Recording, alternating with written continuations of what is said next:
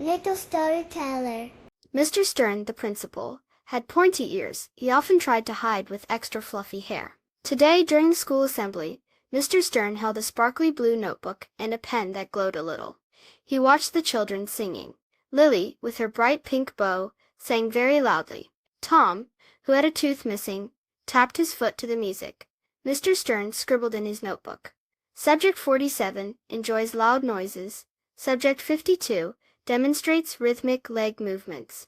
Later, in the lunchroom, colorful lunchboxes were open all around. Sam ate his sandwich with big bites. Maya shared her apple slices with her friend.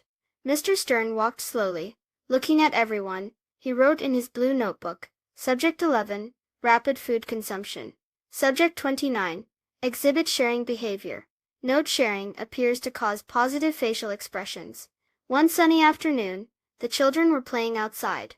A bright red ball bounced across the green grass.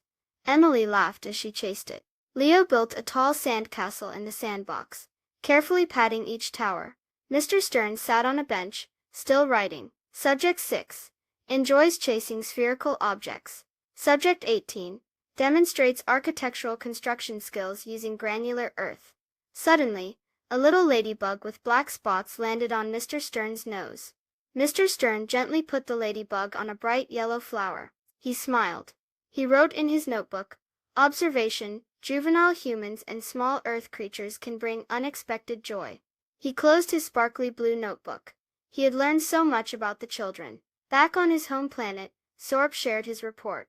The other aliens were very interested in his findings about sharing and joy. The next day at school, Mr. Stern announced a new school rule.